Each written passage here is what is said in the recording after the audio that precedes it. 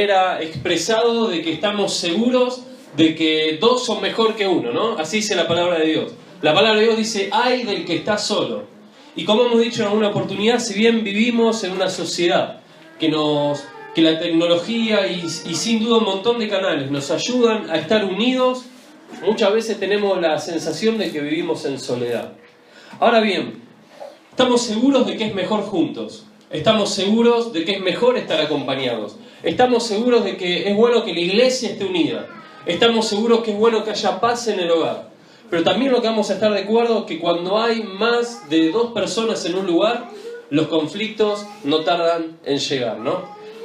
Y nosotros vemos conflictos por todos lados, ¿no? Prendemos la televisión, vemos que vivimos en una sociedad que está en conflicto.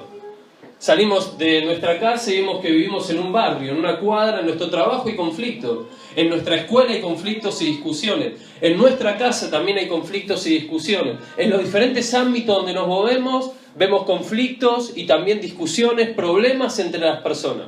A nivel mundial hay conflictos, y usted va a estar de acuerdo conmigo. Basta que prenda la televisión, haga un noticiero internacional y va a ver que hay guerras por todos lados.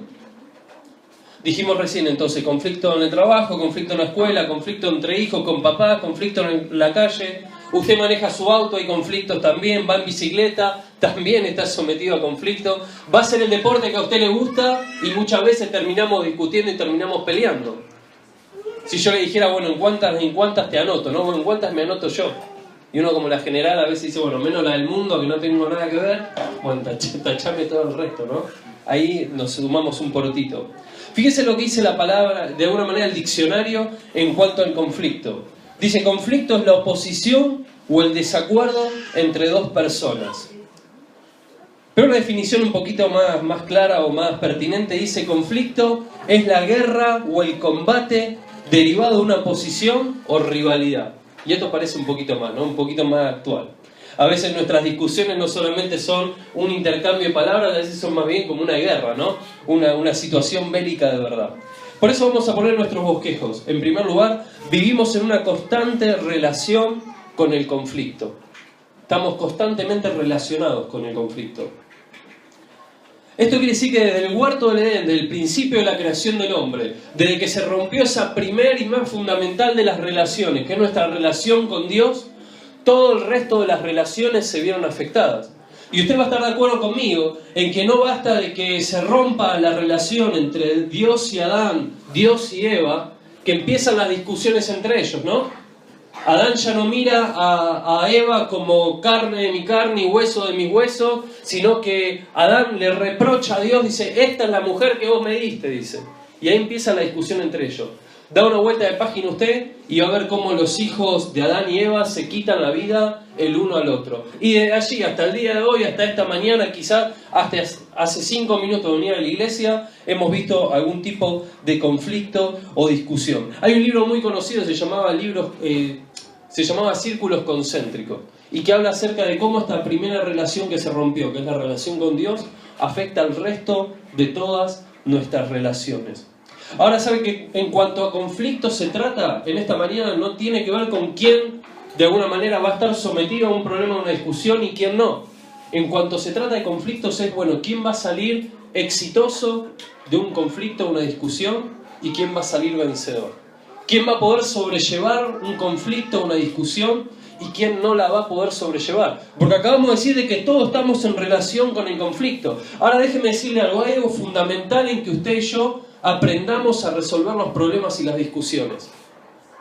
Si no sabemos resolver los conflictos, las situaciones no se arreglan por sí solas. Es más, si usted y yo no operamos bien frente a las discusiones, la palabra de Dios nos advierte de que el estado posterior va a ser peor que el primero.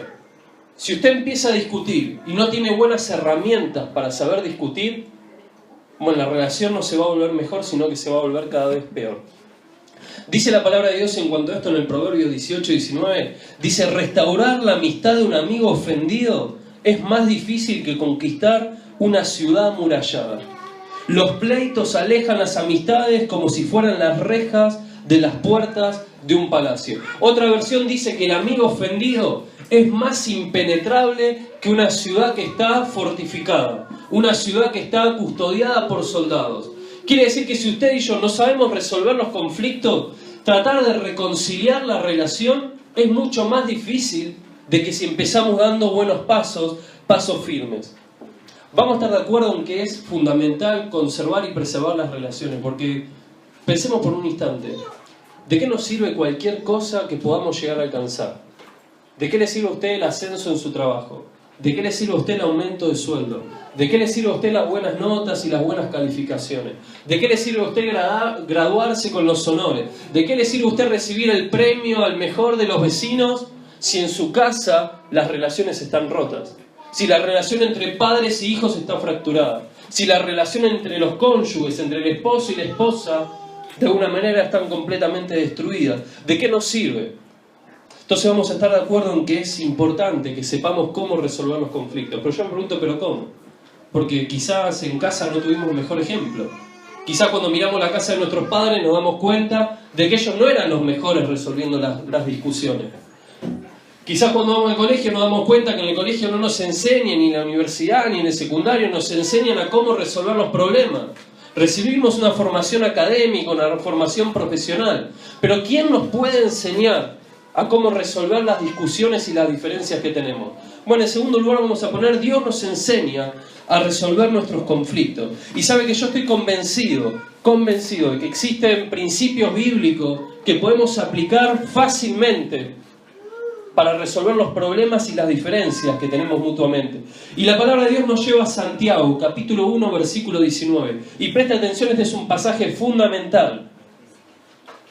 Dice la palabra de Dios, dice, mis amados hermanos, quiero que entiendan lo siguiente. Todos ustedes deben ser rápidos para escuchar, lentos para hablar y lentos para enojarse. Entonces dice, rápido para escuchar, lento para hablar. Y en primer lugar vamos a poner frente a los conflictos, confronte rápido. Confronte rápido. Fíjese que el texto bíblico dice lento para hablar, no lento en resolver. No dice, bueno, dale tiempo a los problemas, dale tiempo a la discusión, esto se va a solucionar. Déjeme decirle algo, evitar la discusión, evitar la confrontación siempre empeora las cosas. ¿Sabe? Quizá usted se ve reflejado en algo que le voy a decir ahora. A mí no me gusta para nada los conflictos. No me gusta en absoluto tener que discutir de cosas que me hicieron mal, de cosas que me ofendieron, de cosas que yo creo que no están bien y que se podrían hacer mejor. Y por naturaleza, salvo alguno que diríamos no tenga a todos los jugadores jugando en la cancha, ¿no? De alguna forma, no nos gusta confrontar, no nos gusta discutir. Pero sabe que dilatar las situaciones siempre empeora las cosas. Dice Mateo, el Señor Jesucristo dice, reconcíliate pronto con tu adversario. No le des tiempo. A veces escuchamos y por ahí alguna vez a usted le han dicho, dale tiempo que el tiempo soluciona todo, ¿no? ¿Le han dicho una vez? A esto hay que darle tiempo. El tiempo va a sanar las heridas, el tiempo va a cambiar la situación. Déjeme decirle, el tiempo no mejora nada. Los problemas se empeoran cuando uno lo ignora. El rencor no se va ni las heridas se sanan solamente si esperamos que el tiempo las pueda curar. Le decía a los hermanos el domingo pasado en la iglesia, nunca había nadie que se cure en la puerta de mi consultorio hacia afuera sin que yo lo haya visto. Salvo que Dios haga un milagro sobrenatural y que Él lo puede hacer y haga un milagro. Pero nadie se cura antes de entrar al consultorio de un médico. Bueno, de la misma forma, nadie puede solucionar nada si no confronta las situaciones. ¿Sabe? Si usted no confronta rápido, va a correr un grande riesgo. Y es que cuando las cosas nos duelen, tenemos la necesidad de hablarlas. Cuando las cosas nos hacen mal, necesitamos compartírselas a otro.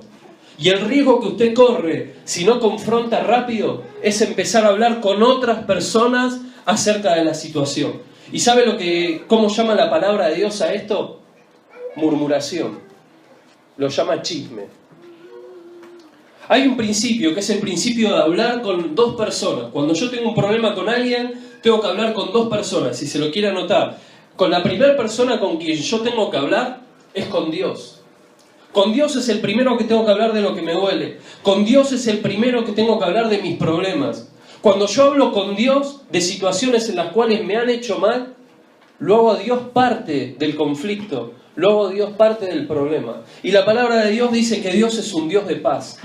La palabra de Dios dice que Dios es un Dios de cambio, un Dios de transformación, un Dios de nuevas oportunidades. Y déjeme decirle algo, cuando usted habla con Dios, le da lugar a Dios de que en primer lugar cambie su corazón y después que cambie el corazón de la otra persona. El único que puede cambiar los corazones, dice la palabra de Dios, es Dios mismo. Usted no va a solucionar nada hablando del problema con otras personas. Mucho peor, lo va a empeorar. Con la segunda persona que usted tiene que hablar es con la persona misma y no con otros. Con la persona misma y no con otros. Como decíamos recién, todo el resto, con cualquier otra persona que usted hable, de un desacuerdo que tiene conmigo, con algo que yo hice que a usted no le gustó, cualquier cosa que yo lo haya ofendido, si usted no habla conmigo mismo, usted está murmurando y usted está siendo parte de un chisme. Fíjese lo que piensa Dios acerca de la murmuración. Dice Proverbios capítulo 6, versículos 16 al 19. Hay 6 cosas y hasta 7 cosas que el Señor detesta con toda el alma: los ojos altivos, la lengua mentirosa, las manos que derraman sangre inocente, la mente que maquina planes inicuos, los pies que se apresuran a hacer el mal, el testigo falso que propaga mentiras y presta atención, y el que siembra discordia entre los hermanos. Lo que está diciendo la palabra de Dios, que el que siembra discordia entre los hermanos, el que habla de sus problemas con otras personas, el que está hablando de alguna manera de otro que no está presente, Dios dice que a este lo compara con alguien que derrama sangre inocente, con alguien que miente, y que Dios detesta este tipo de cosas. Dice el Proverbio 16, 28, dice: el alborotador siembra conflictos, el chisme separa a los mejores amigos. Déjeme decirle algo, mi hermano, no he visto nada más nocivo en grupos de personas, en equipos de personas trabajando, en trabajos, en familia, en las escuelas, aún en la iglesia. No he visto nada que dañe más que el chisme y que la murmuración. No he visto cosas que lastimen más los corazones de las personas que saber que han estado hablando mal de él detrás de sus espaldas. Mi hermano, si usted está hablando de alguien o de algo y ese alguien no está presente, usted está murmurando, usted está chismeando. Pero présteme atención a lo que le voy a decir ahora. Si a usted le están hablando de alguien, de algo que ese alguien hace o hizo, y que usted no está de acuerdo, usted se está prestando a la murmuración. Dicen que para que haya un chisme sembrado en un grupo de personas, tiene que haber por lo menos 2 personas. Uno que habla y el otro que piensa, y otro que escucha. O sea que si usted le están hablando de alguien, de algo malo que ese alguien hizo, y ese alguien no está presente, a usted se le tiene que prender una luz roja de que hay algo que no está bien, y que nada bueno va a salir de esa conversación. Fíjese lo que dice la palabra de Dios, dice el Proverbio 20, 19. Dice: el que anda murmurando revela secreto, por tanto no te asocies con el chismoso. Mi hermano, para que haya un chisme es necesario que usted esté presente. Si usted no se presta al chisme, el chisme se corta inmediatamente. Si usted no se presta a la murmuración, usted corta a la murmuración de raíz. El murmurador lamentablemente va a ir a buscar a otro, pero no va a encontrar chisme en usted. Y usted no le va a estar dando chisme al diablo, no le va a estar dando lugar al chisme ni en su casa, ni en su familia, ni en su iglesia, ni en cualquier lugar donde usted se mueva. Fíjese lo que pensaba David en cuanto al chismoso. Dice Salmo 101, versículo 5: destruiré por completo al que habla mal de su amigo. No soportaré a mi lado al que se crea más importante y más inteligente que los demás. Fíjese lo que dice: destruiré por completo al que habla mal de su amigo. Pero fíjese, David no solamente pensaba esto en cuanto al chismoso. Presta atención a lo que dice ahora. Salmo 141, versículo 3 y 4. Dice: Señor, pon un vigilante en mi boca y ponle sello a mis labios. David, si usted me permite, David no confiaba ni de él mismo. Decía: yo no quiero al chismoso en medio mío, pero Señor, te pido, poné un sello en mis labios, poné un guardián en mi boca, para que yo tampoco sea chismoso, ni tampoco le dé lugar a la murmuración. Fíjense, terminamos con esto en cuanto al chisme. Proverbios 26, 20. Dice: sin leña se apaga el fuego, y sin chismoso se acaba el pleito. Mi hermano, los chismosos son un problema. Los que murmuran son un problema. cuando nosotros nos prestamos al chisme o nosotros murmuramos, somos parte del conflicto. No solucionamos la situación, sino que aún peor la empeoramos. Por eso, mi hermano, en primer lugar, frente a los problemas, soluciónelos rápido. No deje para mañana lo que puede hacer hoy. Intente de alguna manera solucionar lo más pronto que pueda los conflictos que podamos llegar a tener entre nosotros. Porque así no le vamos a dar lugar al diablo y mucho menos le vamos a dar lugar a la murmuración. En segundo lugar, punto B, frente a los conflictos, escuche lo más que pueda. Y usted me va a decir, pero ¿cómo? ¿Los conflictos no se solucionan hablando? Bueno, en primer lugar, mi hermano, fíjese lo que dice la palabra de Dios. Dice Santiago 1:19, todos ustedes deben ser rápidos para escuchar y lentos para hablar. Mi hermano, no siempre usted tiene que hablar para que las cosas se solucionen. Muchas veces solamente tenemos que escuchar cómo es lo que el otro lo vivió, de qué manera lo vivió, qué fue lo que sintió el otro, qué es lo que me tiene para decir. Seamos sinceros, mi hermano, cuando nos juntamos a discutir y hablamos mucho, las cosas no se solucionan. Dice la palabra de Dios que en las muchas palabras habita el pecado. Y sabe, muchas veces nos vamos muy rápido en palabras. Tenemos muchas cosas para decir. Tenemos muchas cosas que enseñar. La palabra de Dios dice, sé lento para hablar, sé rápido en escuchar. Y sabe que escuchar no es lo mismo que oír. Porque oír de alguna manera es la capacidad auditiva que usted tiene. Usted oye lo que de alguna manera sus oídos le permiten. Yo le estoy hablando en este momento, pero digo que a veces en la iglesia, en el momento menos indicado, empieza a sonar un celular de fondo. ¿Le ha pasado una vez? Y uno está intentando escuchar, pero también el oído se le va para el que va sonando cada vez más fuerte, y el hermano que lo trata de apagar como puede lo trata de apagar, sin que nadie lo vea. Y al resto ponemos todos en silencio por si nos olvidamos de silenciar el teléfono. Eso es lo que oímos. Pero escuchar, présteme atención, escuchar es oír, más de alguna manera colocar la acción y la voluntad de escuchar lo que el otro está diciendo. Prestarle atención. No es lo mismo que yo le diga allá al fondo a los muchachos no los oigo, saben que yo soy medio sordo. Y muchas veces me ven haciendo este gesto porque no estoy oyendo lo que ustedes me están diciendo. Los quiero escuchar, pero no me permite el oído oír. No es lo mismo decirle a usted allá al fondo no lo oigo, que decirle no te escucho.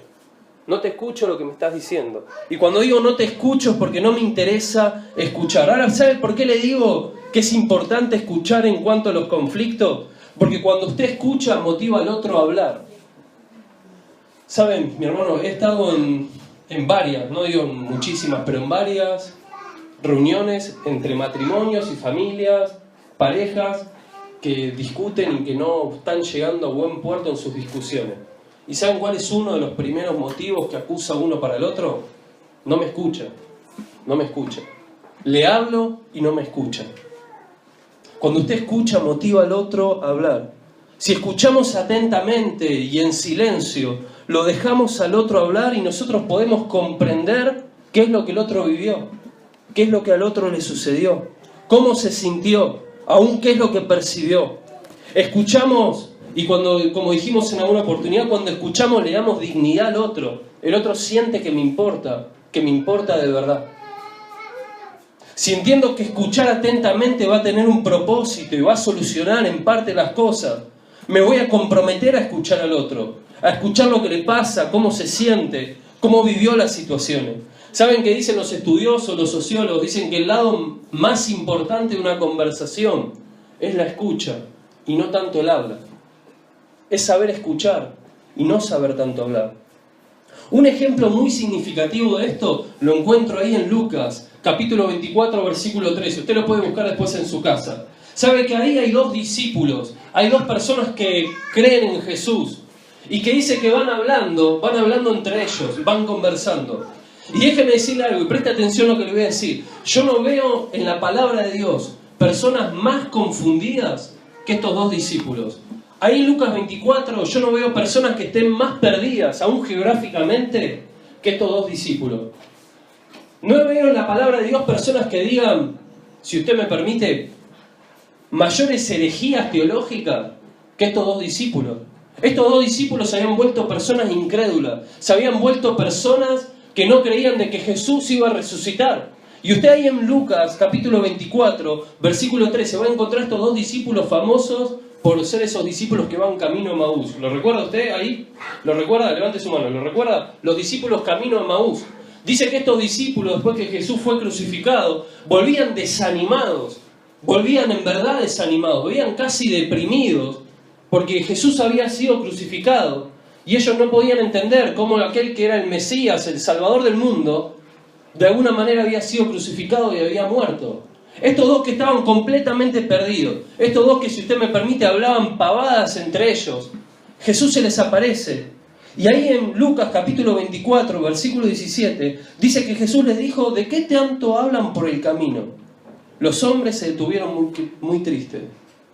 ¿Y saben lo que encuentro del versículo 18 al 24? Que Jesús solamente los escucha. Jesús no los interrumpe. Jesús los deja hablar y les deja decir todo lo que tenían para decir. Por más equivocados que estaban, por más perdidos que estaban, por más disparates que estaban diciendo, Jesús simplemente los escucha. Si usted busca después en su Biblia, del versículo 18 al 24, va a encontrar que solamente Jesús hace una pregunta que dispara de vuelta la conversación, que los deja de vuelta a hablar a ellos. Jesús los deja escuchar y les deja decir todo lo que tienen para decir. Mi hermano, yo le hago una pregunta. Si Jesús, el Salvador del universo, aquel que es el Todopoderoso, aquel que está desde la creación del mundo, aquel que es creador de todas las cosas que vimos, aquel que la palabra de Dios dice que es el Rey de Reyes y Señor de Señores, que tiene el nombre más importante, que está en el lugar más alto, es capaz de escuchar a dos discípulos que dicen cualquier disparate. ¿Quién es usted? ¿Quién soy yo? Para no escuchar muchas veces a quienes tenemos al lado. ¿Quiénes somos para no escuchar? Si Jesús escuchó, ¿quién es usted para no escuchar? ¿Por qué muchas veces nos acusan tanto de que no escuchamos a las personas? Hay dos enemigos para escuchar. El primer enemigo es la escucha previa. Es esa escucha que se dispara cuando el otro empieza a hablar. El otro empieza a hablar y yo ya empiezo a presuponer lo que va a decir. Este es uno de los errores, le abro mi corazón, más frecuentes que yo tengo. Si usted se pone a hablar conmigo, se pone a charlar, se pone a conversar, y usted se empieza a frenar un poco en la conversación, yo intento como ayudarle a completar la palabra. Usted me dice: bueno, vos sabés que el lunes yo iba por la calle. No, iba por mi casa. Me pasa muchas veces. ¿Sabés que el otro día iba manejando por tal lugar? ¿Por la Gallardo? No, iba por Onelli, nada que ver. Y muchas veces me pasa eso, y no me deja seguir escuchando a la persona, porque tengo esa escucha previa. Pero esa escucha previa también nos habla de los prejuicios que tenemos. El otro me viene a hablar, y yo ya empiezo a decir: esto otra vez con lo mismo. Este me va a volver a decir esto. No sé si le pasa a veces que le viene a hablar a un compañero o algo, y usted dice: este de vuelta me va a pedir algo. Este seguro que me viene a manguear. ¿No? Y ese juicio previo de lo que el otro me va a decir, no me deja escuchar atentamente lo que el otro me está diciendo. Y el segundo enemigo es el habla. Dicen que cuando se activa el habla, se apaga la escucha. Y esto lo tenemos el problema, lo que nos gusta hablar mucho. Porque siempre creemos que tenemos algo bueno para decir. Siempre creemos que tenemos algo bueno para enseñar. Siempre creemos que tenemos la solución para las cosas. Siempre creemos que tenemos el pasaje bíblico justo. Siempre creemos que si nosotros hablamos, las cosas se solucionan. Y sabe que muchas veces la solución está en saber escuchar al otro. Saber hablar vale mucho. Y ahora lo vamos a hablar. Saber hablar es muy valioso. Más en un momento de discusión. Más cuando, si usted lo ha escuchado, las papas arden. Cuando el horno no está para bollo. Cuando la situación está tensa. Cuando los guantes ya están levantados para pelear y confrontar. Saber elegir las palabras justas es muy importante. Pero la palabra de Dios dice que tenemos que ser lentos para hablar y rápidos en escuchar. Mi hermano, cuando escuche, présteme atención, deje de hacer lo que está haciendo. Cuando usted escuche, cuando usted se dispone a escuchar a alguien que a usted le importa, deje de hacer lo que está haciendo. Es muy difícil abrirle el corazón a alguien que está mirando el reloj, a alguien que está mirando la televisión. Es muy difícil decirle las cosas que nos pesan o las cosas que hay dentro de nuestro corazón a alguien que no nos está escuchando y, si usted me permite, escuchando aún con los ojos. Alguien que es capaz de ver cómo me pongo cuando le digo que las cosas me duelen. Cuando escucho a las personas y cuando intento interpretar lo que me está diciendo, no solamente escucho lo que dicen sus palabras, escucho sus gestos, escucho sus lágrimas, escucho quizás su respiración agitada. Escucho quizás que no sabe encontrar las palabras y no sabe qué es lo que me quiere decir. Ahora, mi hermano, si usted escucha mirando hacia otro lado, si usted escucha mirando el celular, si usted escucha mandando mensajes, difícilmente el otro puede abrirle su corazón. Mi hermano, sin duda usted quiere solucionar los problemas en su casa. Salvo que usted sea un necio, que busque las peleas, salvo que usted sea alguien que le guste dañar su hogar y su casa. Usted lo que más quiere es solucionar los problemas y cualquier tipo de discusión que haya en el medio. Mi hermano, deje de hacer lo que está haciendo y preste la atención al otro, escuchándolo comprometidamente. Yo me comprometo a escucharte y me comprometo a escuchar todo lo que tenés para decir. Pero hay un momento en que hay que hablar, como les decía antes. Hay dos cosas que son muy conflictivas y es el que no escucha nunca y el que no habla nunca. Usted sabe, en su casa seguramente tiene uno, ¿no? Que hay que sacarle las palabras pareciera por tirabuzón. Que uno dice, yo le pregunto y nunca me dice nada. Frente a los conflictos, si usted quiere anotar, hable responsablemente. Mi hermano, si estamos de acuerdo que las palabras tienen poder, si creemos que tenemos un Dios que creó todas las cosas con el poder de su palabra, si creemos que la palabra de Dios afirma que las palabras pueden traer sanidad, pueden traer vida, pueden traer salud, como así también las palabras pueden maldecir, pueden estropear, pueden derribar. Usted tiene que pensar muy bien qué palabras va a hablar, como le decía antes, cuando los guantes están levantados, cuando todo está para que nos peleemos. Usted tiene que escoger bien las palabras y saber qué palabras va a utilizar. Fíjese lo que dice el escritor de los Proverbios, Proverbios 12:18. Dice, el que habla sin pensar hiere como un cuchillo, pero la lengua de los sabios, esa sana. Otra versión de este pasaje dice, el que habla sin tino, sin darle en el blanco, el que habla sin elegir las palabras justas, este trae mal a las relaciones, este hiere como el cuchillo que se clava. Y Efesios 4:29, fíjense lo que dice. Dice, no salga de vuestra boca ninguna palabra mala, sino solo la que sea para buena edificación, según la necesidad del momento, para que imparta gracia a los que escuchen. ¿Sabe, mi hermano? No solamente usted tiene que escoger las palabras, sino las palabras justas para el momento justo. De más está decirlo y no vamos a perder tiempo en esto. Fíjese que la palabra de Dios dice, no salga de vuestra boca ninguna palabra mala, ninguna palabra con mala intención, ninguna palabra que ofenda, ninguna palabra que insulte, ninguna palabra que lastime. Pero ¿cómo va a hablar responsablemente? En primer lugar, cuando usted vaya a hablar en una discusión, comience reconociendo sus errores. Mi hermano, esto es muy sanador. Los guantes, como le decía recién pensando en el boxeo, ¿no? Se bajan rápidamente cuando usted empieza pidiendo perdón por lo que usted hizo. Y usted me va a decir, perdón, yo en esto no tengo nada que pedir perdón. En esto yo no tengo nada que ver, el otro me lo hizo todo. Me ha pasado en alguna muy poca ocasión, donde hay uno que es un canalla y donde hay uno que es un chanta total. Pero en el 90% de todas las charlas que estuve de discusión entre personas, saben que siempre había una responsabilidad compartida. Siempre los dos tenían algo de responsabilidad en el caso. Lo que pasa es que cuando hablamos somos rápidos en levantar el dedo y en juzgar al otro. Y decir qué es lo que el otro hizo mal. Qué es en lo que el otro se equivocó. Somos rápidos jueces. Somos rápidos para decir cuáles son las situaciones que están mal realizadas.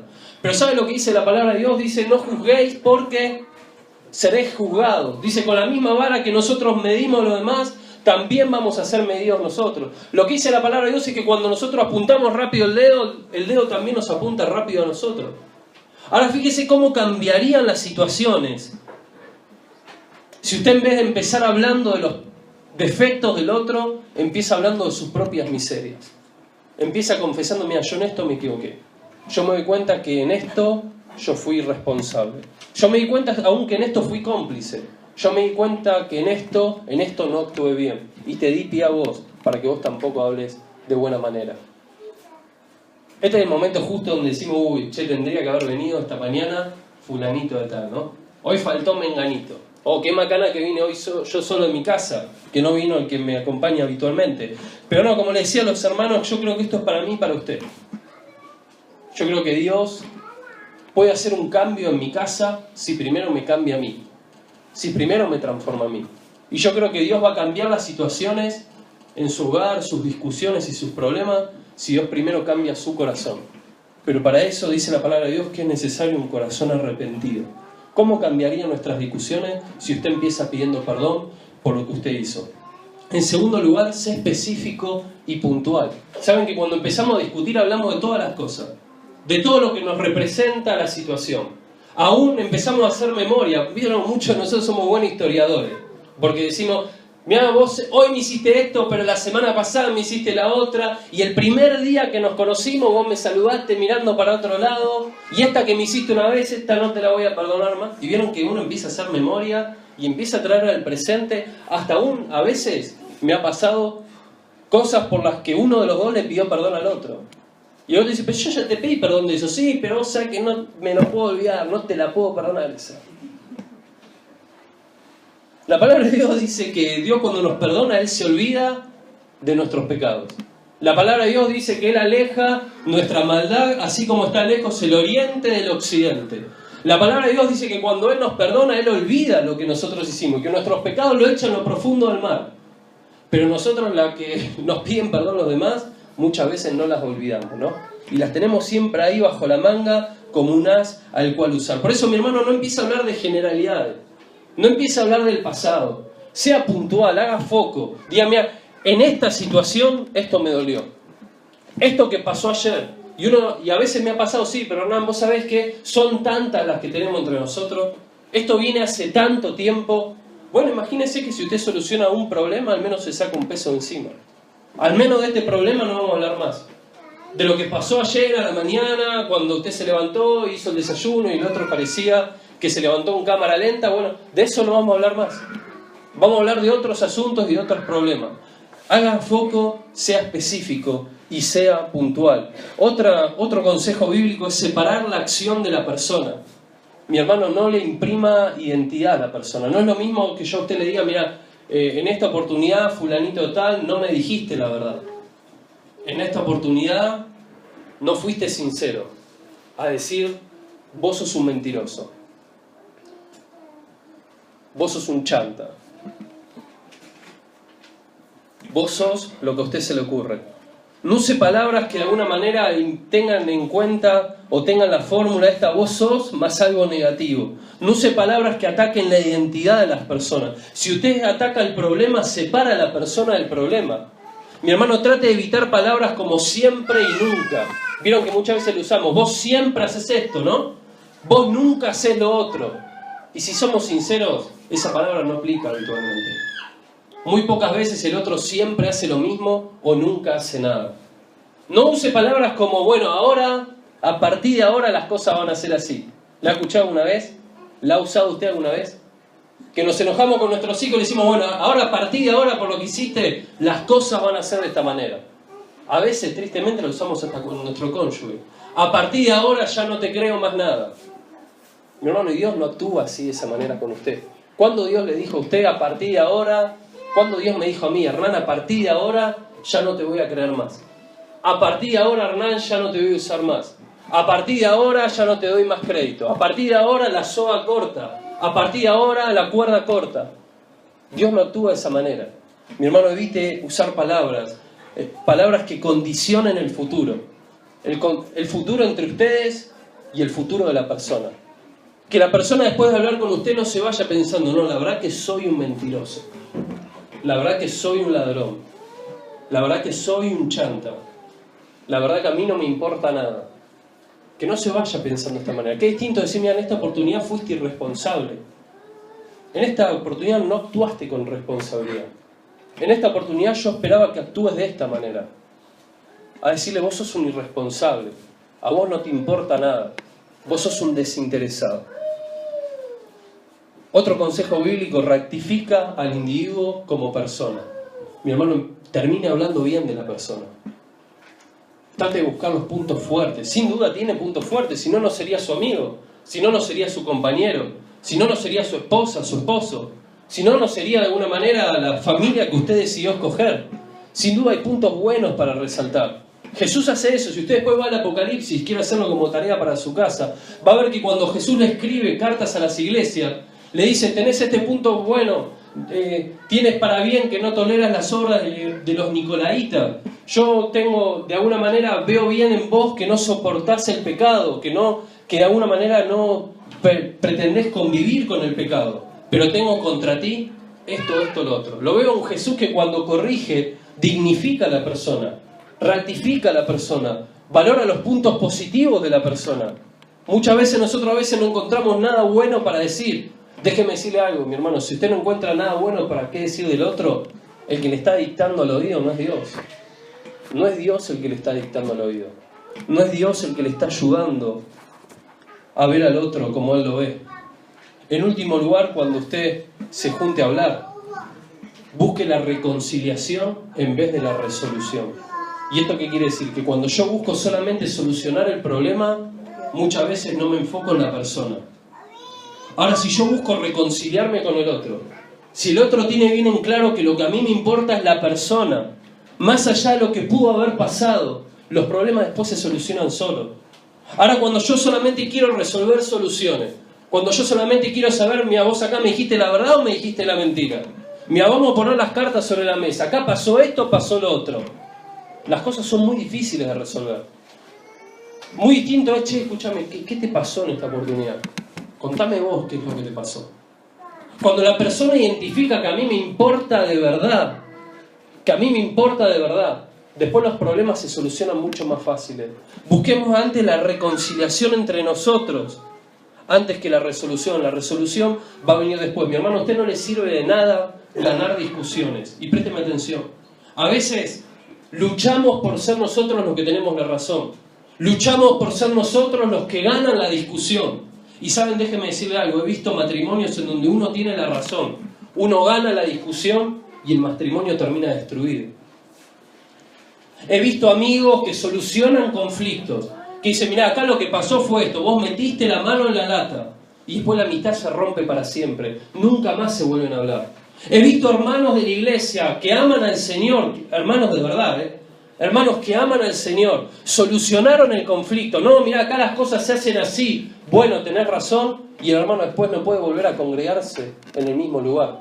Mi hermano, prepondere la reconciliación. Leía en un libro, quizás, algo gracioso, decía, he visto muchos maridos que ganan discusiones, pero que terminan durmiendo en el sillón, dice. He visto muchos que tienen la razón, pero la situación no se soluciona para nada. Mi hermano, busque primero vincularse con la persona. Termino con esto, y en tercer lugar, Dios es quien puede traernos paz en todas nuestras discusiones. ¿Sabe lo que dice la palabra de Dios en Gálatas capítulo 5, versículo 22? Dice que el fruto del Espíritu, la manifestación de una persona lleno del Espíritu de Dios. Alguien que está con el Espíritu Santo en su vida, fíjense de qué forma se manifiesta esto. Presta atención, dice amor, gozo, paz, paciencia, benignidad, bondad, fe, mansedumbre, templanza. Contra tales cosas no hay ley. ¿Sabe lo que dice la palabra de Dios? Que una persona que está llena de Dios es una persona que manifiesta amor, que manifiesta paz, una persona que es benigna, una persona que es templada, una persona que tiene paciencia, mi hermano. ¿Y sabe por qué le digo esto? Porque a veces pensamos que alguien lleno de Dios es alguien que habla bien, es alguien que manifiesta de alguna manera estar horas y horas delante de la presencia de Dios. ¿Sabe cómo se ve que alguien está lleno de Dios? Por su trato con las personas. El que está lleno de Dios no se puede revelar allá en el monte aislado. El que está lleno de Dios se revela en el trato y en los conflictos diarios.